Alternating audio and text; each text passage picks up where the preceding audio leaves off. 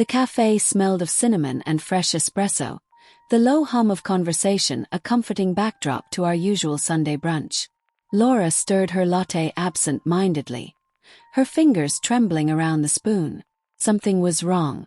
"I didn't want to tell you like this," she whispered, her voice cracking as she set the spoon down with a quiet clink. "But I can't keep it a secret anymore." I leaned in, my stomach tightening. "Tell me what?" She inhaled sharply, her eyes brimming with unshed tears. "I'm dying, sophomore." The world blurred. My fingers tightened around my mug, the heat barely registering. "What?" She nodded, her lips quivering as she blinked back tears. "It's stage 3. They caught it late. My doctor. She said I have a few years, maybe less." Her voice wavered. I didn't know how to tell you. I was scared." A sharp, aching pressure filled my chest. "Jesus, Laura." My mind scrambled for something, anything, to say that wasn't just blind panic. "What do we do? There has to be treatment, right?" "Options." "There are, but they're expensive," she admitted, her fingers twisting the napkin on the table. "Insurance covers some of it, but not everything. The specialists, the holistic care, the experimental treatments. It's overwhelming." The words hung between us, heavy and suffocating. I reached for her hand, squeezing tight. "You're not doing this alone." Laura sniffled, offering me a weak, watery smile. "I knew you'd say that." "Course I would." She was my best friend. My sister in everything but blood. We had spent the last 10 years sharing everything. Secrets, heartbreaks, late-night phone calls. If she was facing this battle, I was facing it with her. I didn't know then that I had just walked into the most elaborate lie of my life. That the trembling hands, the broken voice, the devastated expression, all of it, was a performance so convincing that even I, the person who knew her best, had fallen for it without hesitation. I didn't know I had just made a promise to a ghost of a disease that started small. A prescription she couldn't afford. A copay that was too high. "I hate to ask, Soph," Laura had murmured, embarrassed. "But I'm short this month." Course I covered it. Then came the holistic treatments. "Western medicine isn't enough," she insisted. "I need to fight this from all angles. Acupuncture, supplements, herbal therapies." The costs stacked up fast, but what was money compared to her life? Then there were the specialists. She found a doctor out of state, someone who had cutting-edge research, someone who might give her more time. "I don't expect you to pay for everything," she'd said, voice trembling. "But I can't do this alone." Course I booked the flights. I told myself that money didn't matter. I was fortunate enough to have savings, and what was the point of it if not to help the people I loved? I told myself I'd spend every dime I had if it meant Laura had a fighting chance. I didn't notice how quickly it added up. It wasn't just medical expenses. She couldn't work as much anymore. Too exhausted from treatments, too weak from the side effects. "The bills are piling up," she confessed one night, her voice small and ashamed. "Rent, utilities. I'm trying, I really am." Course I stepped in. The GoFundMe page helped. Friends and strangers donated, moved by Laura's story, by her strength. She posted updates, pictures of herself in waiting rooms, long captions about her latest round of treatments. Every like, every share, every comment about her bravery made my chest swell with pride. We were fighting this together. But the money disappeared faster than I could keep track.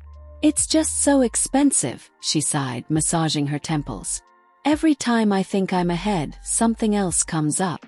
So I covered more and more, until my credit card balance had a weight to it that I couldn't ignore. Until my own savings had dwindled lower than I was comfortable with. But what choice did I have? Laura was dying, and I would never, ever let her face it alone. What I didn't know, what I couldn't know, was that the only thing slowly draining away wasn't Laura's health. It was me. The GoFundMe page went live on a Wednesday. I remember the way Laura hesitated before hitting publish, her finger hovering over the screen like she wasn't sure if she could bear the weight of it. "I feel so exposed," she admitted, biting her lip. "Like I'm putting my pain on display." I placed a reassuring hand on hers. "You don't have to do this alone, Laura. People love you. They'll want to help." And they did. The donations started trickling in within minutes. First close friends, then old classmates, co-workers, even casual acquaintances who'd once crossed paths with Laura. "I had no idea," one comment read. "Stay strong, girl." Another, "My aunt battled something similar. Keep fighting." Laura posted an update that night, a long, heartfelt message about her diagnosis, her fight, her hope. "I never thought I'd be in this position," she wrote. "But I am. And I refuse to give up." The response was overwhelming. Within 48 hours, the campaign had raised over $8,000. Within a week, nearly $20,000. People were moved by her story, by her photos, smiling bravely in hospital waiting rooms, clutching cups of ginger tea to combat the nausea of chemotherapy, a soft knit beanie covering her head. "The hair loss is the hardest," she confided in one post. "But I remind myself, it's just hair. I'm still me." Every time the donations slowed, she found a way to pull them back in. A tearful video thanking her supporters. A gut-wrenching post about her fears of not making it to Christmas. A screenshot of an outrageous medical bill with the caption, "Insurance only covers so much. But thanks to you, I don't have to choose between rent and treatment." People loved Laura. They called her brave, inspiring, a warrior. And I believed it all. I helped her manage the donations, transferring funds when she needed them, covering gaps in medical payments when there were delays. I kept track of expenses, making sure she had enough to cover appointments, medications, and rent. Every time she said, "I couldn't do this without you," I felt a swell of purpose. Every time I saw another donation come in, I thought, we're doing something good. What I didn't realize was that we weren't doing anything. Laura was doing something. And I was the one paying for it. The first time I noticed something was off, I dismissed it. It was a Saturday afternoon, and Laura was supposed to be too sick to get out of bed. She had canceled our brunch plans that morning, texting, "Sorry, Soph, really bad day. Headache, nausea, everything hurts. I just need to rest." So I dropped off soup at her apartment. And then 2 hours later, I saw her tagged in an Instagram post. Laughing, drinking, dancing. My stomach twisted as I stared at the screen. The caption read, "Girls' Night. 'Cause we deserve it."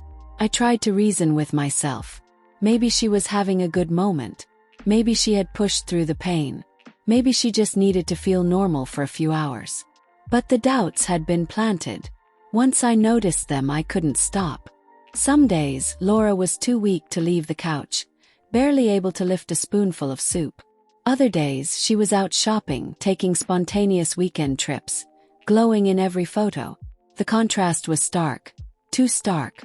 Then there was the weight loss. Or rather, the lack of it. She had always talked about how sick the treatments made her, how she struggled to keep food down. But her face remained full, her arms strong, her body unchanged.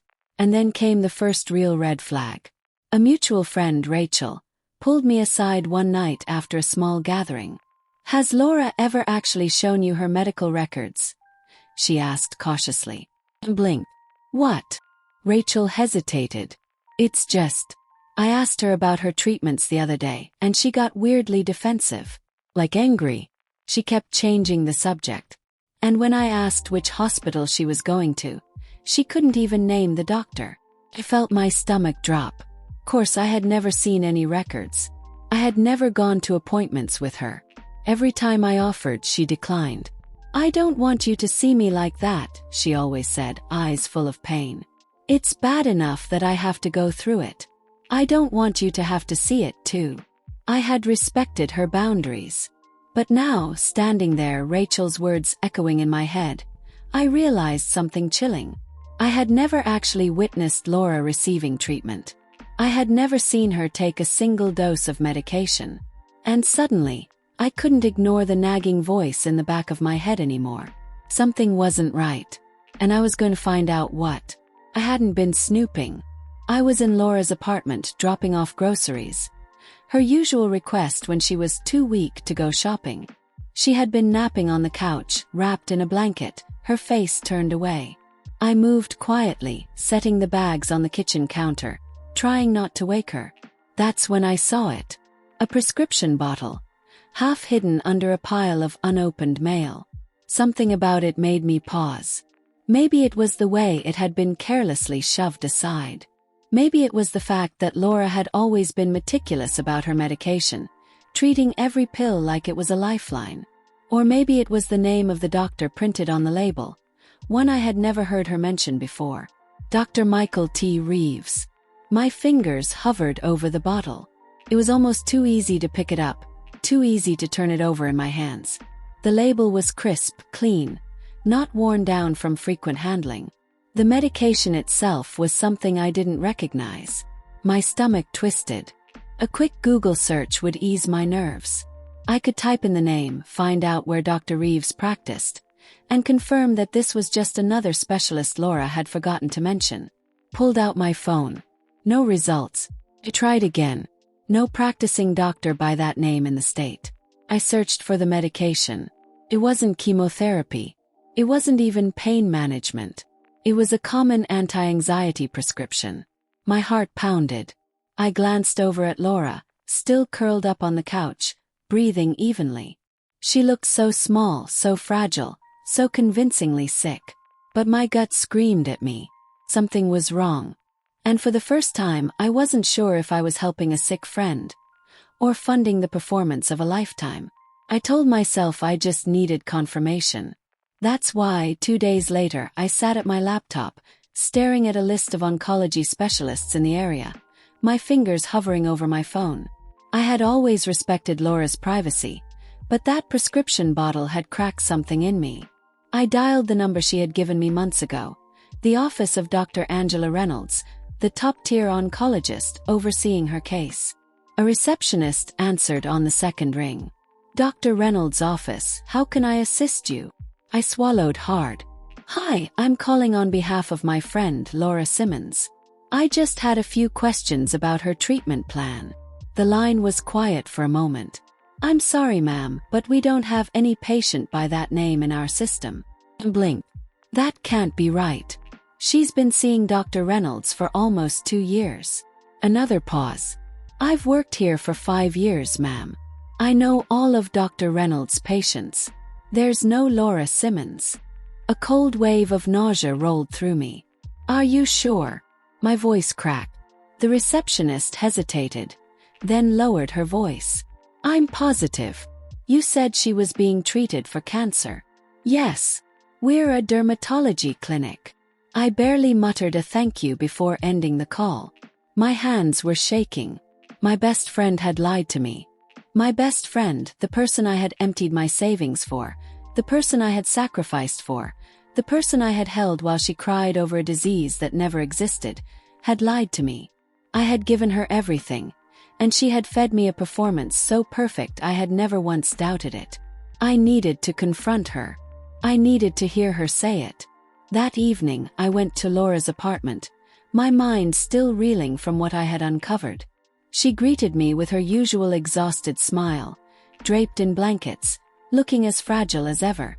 What's wrong? She asked, her brow furrowing. I took a deep breath. I called your doctor's office today. For the first time, a flicker of something crossed her face, something that wasn't sadness or gratitude, something that looked a hell of a lot like fear. You what? I folded my arms. Dr. Reynolds doesn't have a patient named Laura Simmons. In fact, Dr. Reynolds isn't even an oncologist.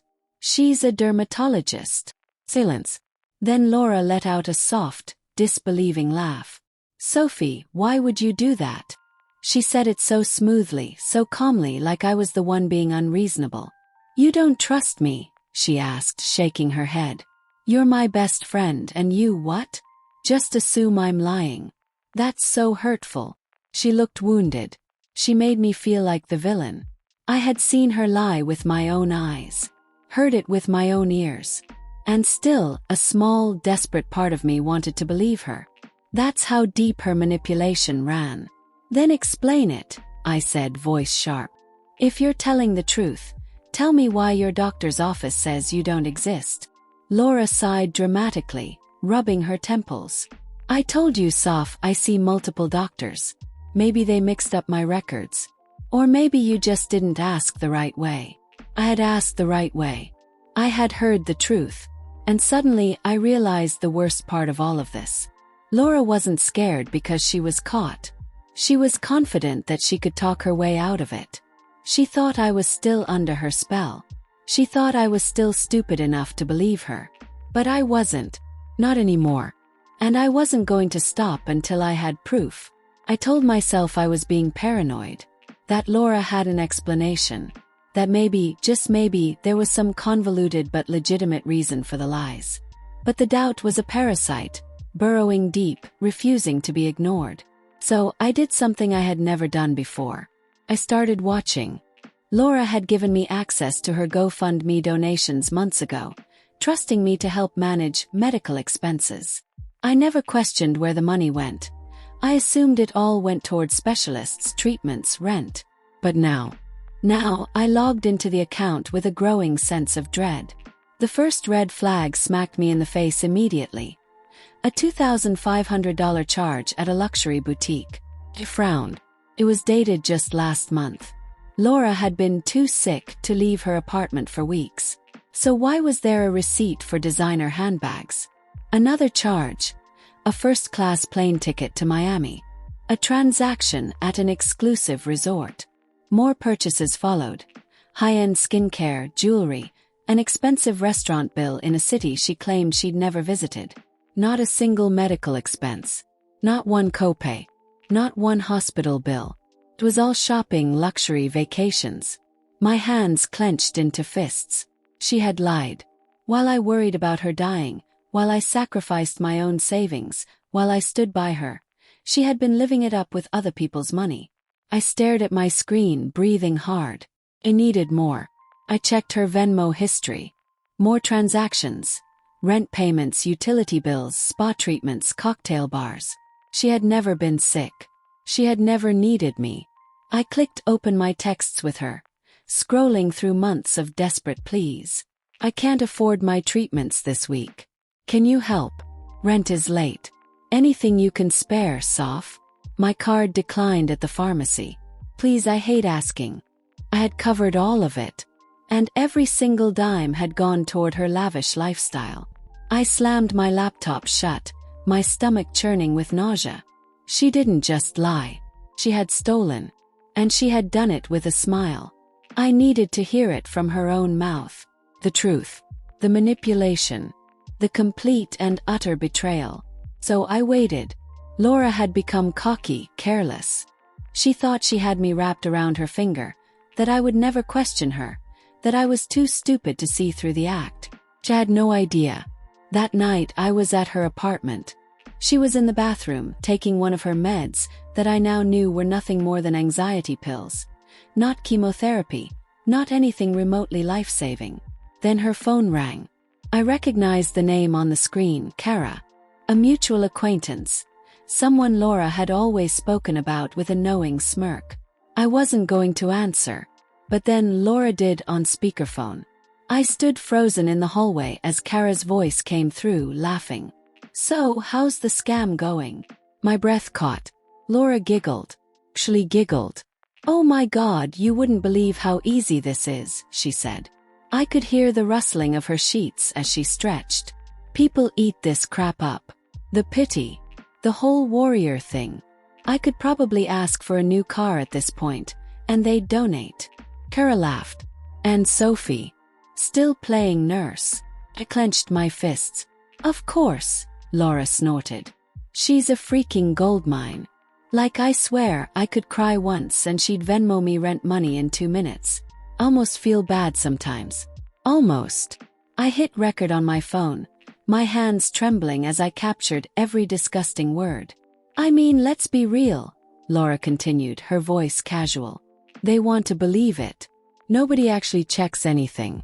They see some shaved head filter and a sad caption, and boom, money. People are so gullible. Kara let out another burst of laughter. God, you're horrible. I'm brilliant. That was it. The moment my grief hardened into something sharp and lethal.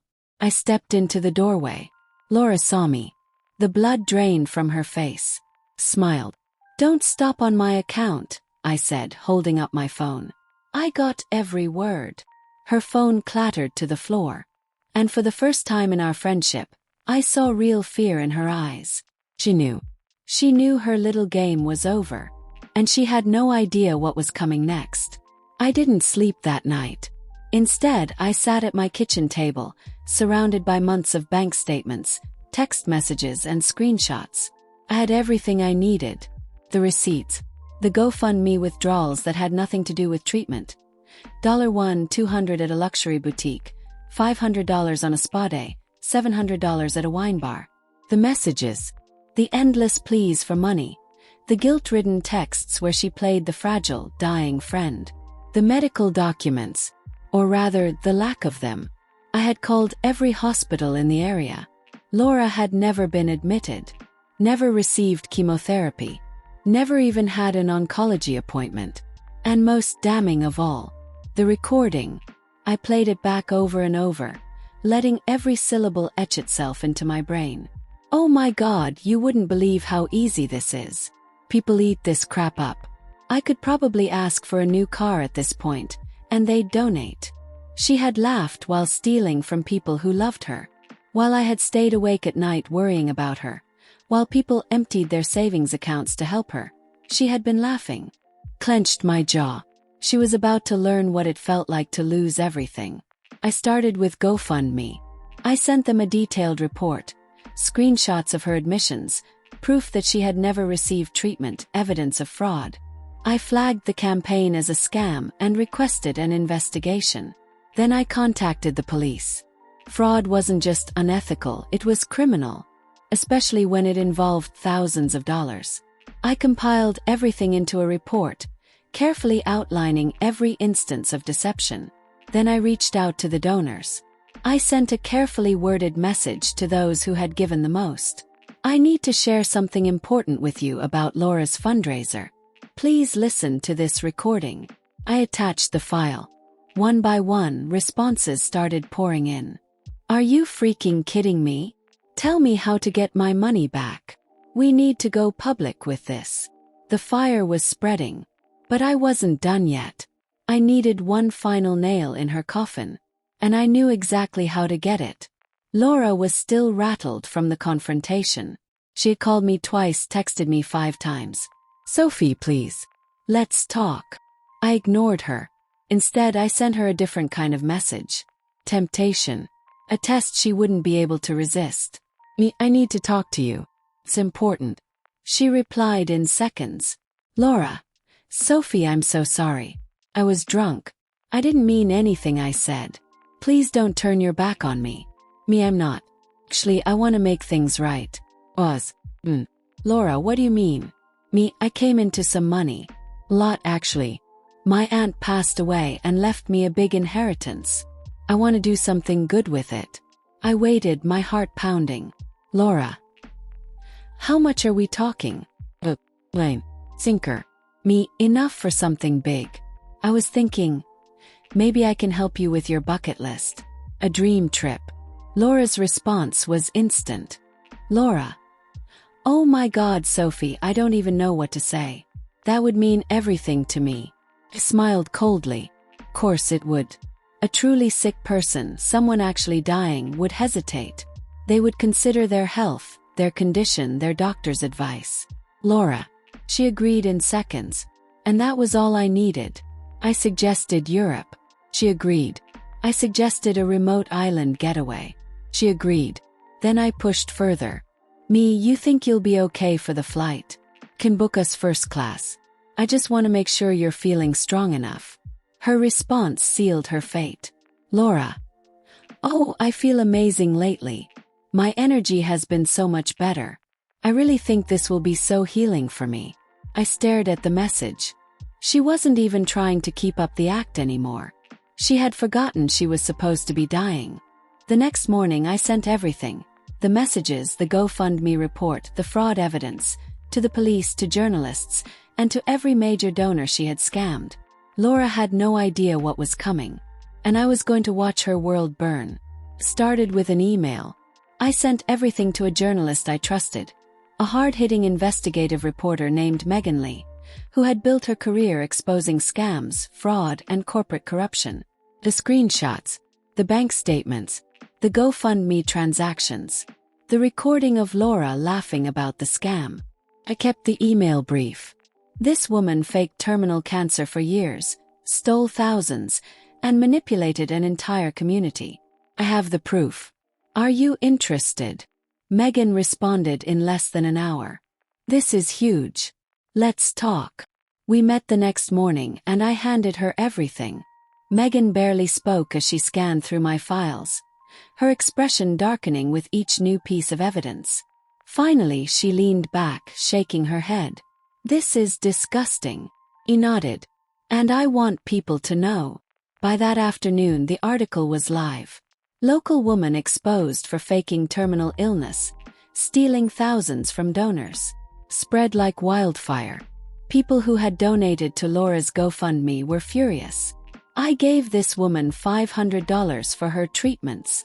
I want my money back. This is sick. She preyed on people's kindness. I can't believe I ever felt sorry for her. Laura's entire world crumbled in real time. She tried to control the damage. First, a vague, teary Facebook post claiming the article was full of lies and exaggerations. Then a deactivated account. Then radio silence. By the end of the day, people were showing up at her apartment demanding refunds. And Laura was hiding. I watched from the sidelines, my heart pounding, my hands steady. She had no idea the worst was yet to come. The knock on her door came 2 days later. Laura had barely surfaced since the article dropped. Her social media was wiped, her phone going straight to voicemail. But there were things she couldn't run from, like the police, and a lawsuit with her name on it. When she opened the door, still in her pajamas, her face pale and exhausted, she was met with 2 officers and a legal courier. The GoFundMe fraud report had gone through. The platform had frozen her account, flagged her campaign, and was working to reimburse donors. And now she was under official investigation. Ms. Simmons. One of the officers addressed her. We need to ask you a few questions regarding financial fraud and falsified medical claims. Laura's mouth opened, closed. This is a mistake, she stammered. I don't understand. The officer didn't waver. We have multiple reports, as well as a financial investigation into the misuse of public donations. That's when she saw the legal courier. I also have a civil lawsuit for you, the man said, handing her an envelope. Filed by Ms. Sophie Carter. Laura flinched. My name landed like a slap. She ripped open the envelope with shaking hands, scanning the lawsuit. Financial fraud. Civil damages. Emotional distress. Her eyes darted around, frantic, searching for an escape. But there wasn't one. Not anymore. You're lying, she whispered, her voice desperate. This is all a misunderstanding. The officer remained unfazed. Ma'am, you have the right to remain silent. For the first time in years, Laura was truly speechless. And I stood across the street, watching it all unfold. She had stolen from me. From friends. From strangers. She had played the victim, wrung every ounce of sympathy out of everyone who had ever loved her. And now she was the one with nowhere to turn. Laura had spent years cultivating her image as a fighter, a warrior, a tragic inspiration. Now she was nothing more than a pariah. Her name was poison in our town. The article had done its job. Everyone knew the truth. At first, her family tried to defend her. This must be a mistake, her mother had insisted. Laura wouldn't do something like this. But then they saw the evidence. The text, the bank statements, the recording of their own daughter laughing about how easy it was to scam people. Her parents were horrified. Her father, a man who had always been fiercely proud of his daughter, disowned her. You had people praying for you, he told her in front of everyone at the cafe. You had us grieving, Laura. And for what? A goddamn shopping spree. She had no answer. Her mother, once her biggest supporter, stopped taking her calls. Her brother, who had donated thousands, demanded every cent back. But that was just the beginning. The donors started showing up. First, it was just a few people. A co-worker who had chipped in $500. A family friend who had sent money every month. Then strangers. People who had seen her story on social media. People who had shared her GoFundMe link. People who had cried for her, prayed for her, believed in her. Now they were furious. "You stole from my mother," a woman snapped outside Laura's apartment. "She has actual cancer. She gave you money she couldn't afford to give. And for what?" Laura tried to hide. She stopped leaving her apartment. She shut the blinds, turned off her phone. But she couldn't run forever. Her landlord evicted her within a week. Her job, fired immediately. Her bank accounts, frozen. Her so-called friends, all turned their backs on her. She was alone. And for the first time, she was the one suffering. It was almost too easy to find her. She had nowhere else to go. No money. No safety net. She was crashing on an old classmate's couch, her life reduced to a few garbage bags stuffed with clothes. I waited outside the building watching the door. And when she stepped out, called her name, she froze. Slowly she turned to face me, her eyes wide, hollow, and rimmed with exhaustion. She looked nothing like the confident scammer she had been just weeks ago. "Sophie," she whispered, her voice barely above a breath. "Please." I smiled. "No need to act, Laura. There's no one left to fool." She winced at my words, shame creeping in. "I never meant." Cut her off. "Save it. I don't care what you meant. I care about what you did." Tears filled her eyes. "I messed up, okay? I know that." I stepped closer. "You thought you were fooling everyone," I said softly. "But you were only fooling yourself." She broke. A sob ripped from her throat. "I lost everything," she choked out. "My family, my friends, my job. I have nothing." I tilted my head. "And whose fault is that?" She collapsed onto the curb, her head in her hands. I just wanted more. That was all it had ever been about. Not survival, not desperation, just greed. She lifted her tear-streaked face, pleading. "Sophie, please. I'm so sorry. I swear if I could take it back." "You can't." My voice was flat. She reached for me, desperate. "Please, I need help." I stepped back. So did I. And with that I walked away. 'Cause I was done. She had spent years taking. Now she had nothing left. And that was justice. The courtroom was silent as the judge read the charges.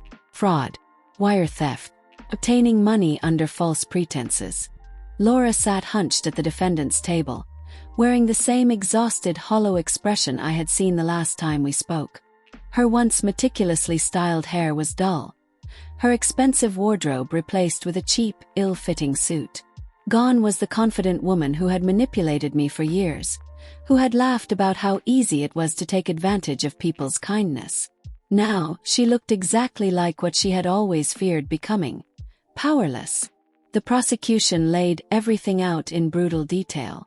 Over $60,000 in fraudulent donations. Multiple falsified medical claims. Dozens of victims, some of whom had given money they couldn't afford to spare. Her defense tried to play the remorse card.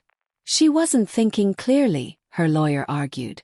She got caught in a lie and it spiraled. She's already lost everything, her family, her friends, her job.